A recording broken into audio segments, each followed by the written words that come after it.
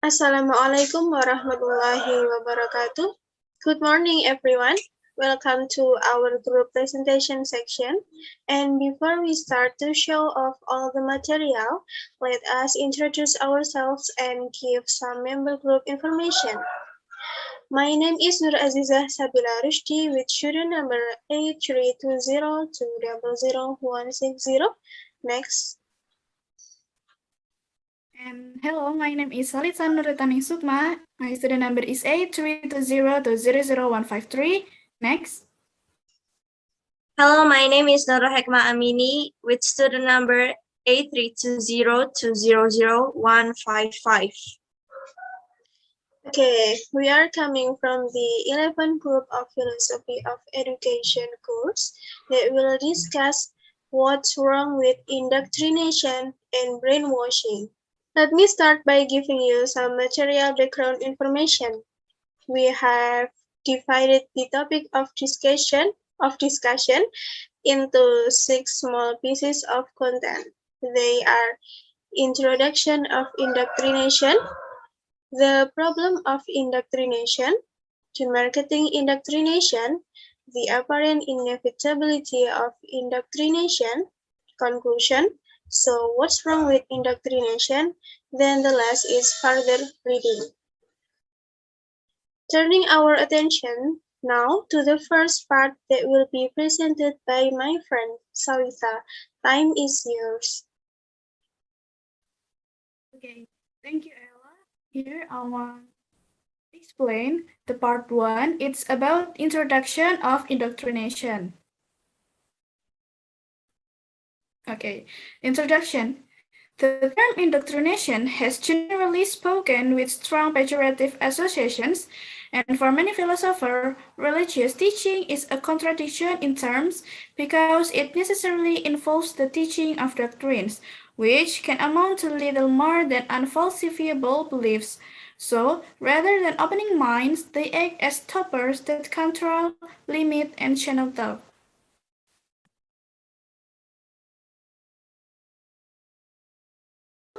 The problem of indoctrination.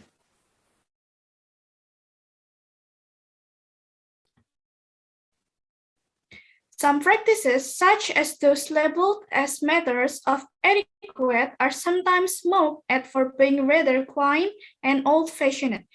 But what is wrong with picking one nose in public? There is no inherent reason to deny that children should be deliberate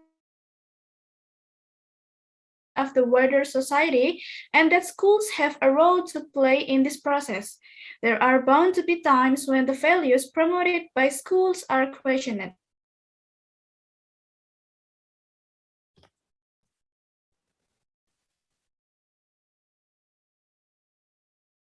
The threat of death, for example, is a historically popular way of bringing people to accept others' views. Another widely used method of forcing compliance is the threat for us of torture. Okay, next I'll give the time for my friend Nurul Hekmah Amini.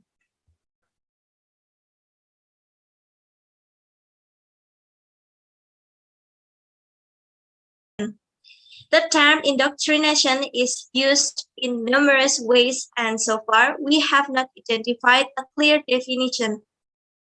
Most writers assume that indoctrination is related to a specific type of belief, namely doctrines.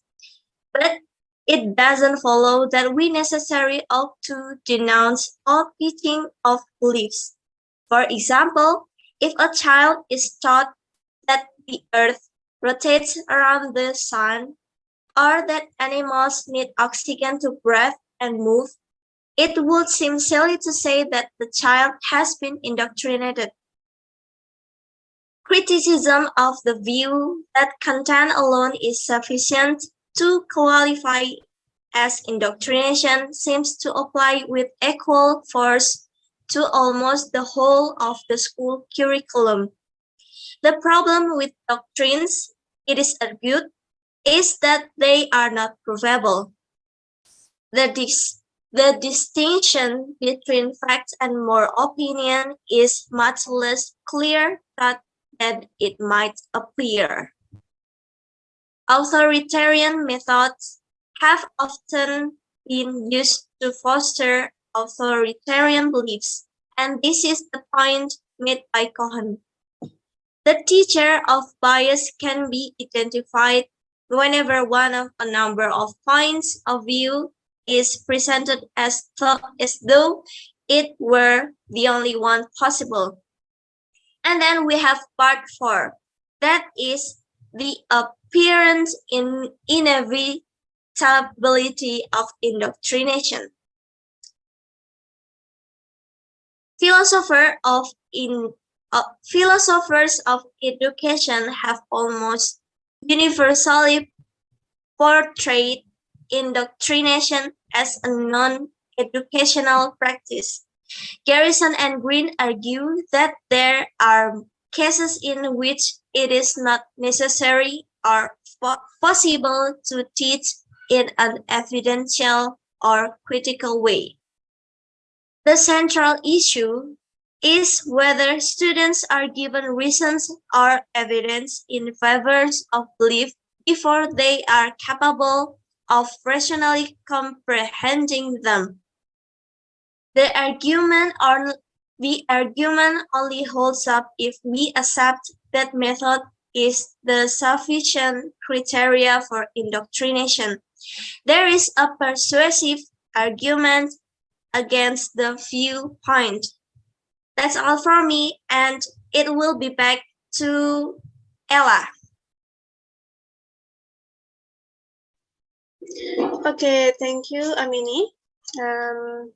We are in part 5. In conclusion, let me sum up the material, what's wrong with indoctrination.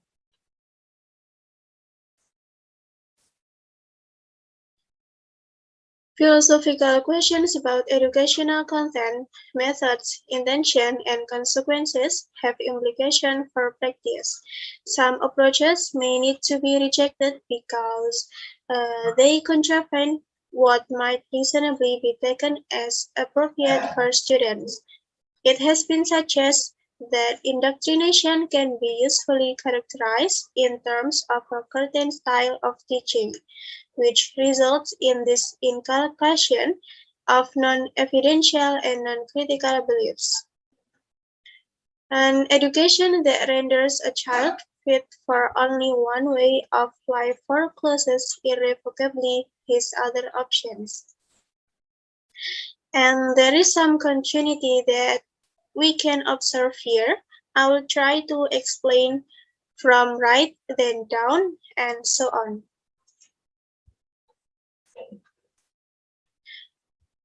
Riley 2000 and Cohen 1981 discuss indoctrination in more general discussions of the politics of education. Tyson 1993 offers a strong defense of religious education to the charge of indoctrination and is also the most recent overview of the topic. Snooks 1972 collection is still the most comprehensive philosophical treatment of indoctrination, and most subsequent discussions are framed within the argument presented in that book. Brickhouse 2006 offers a very useful introduction to philosophical thinking about education and is especially good at articulating the case for the liberal, democratic version of education presumed in this chapter.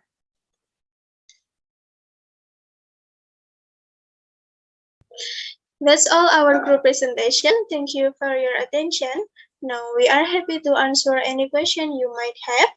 Just text it in this YouTube comment section or keep it until our class begins. Wassalamualaikum warahmatullahi wabarakatuh.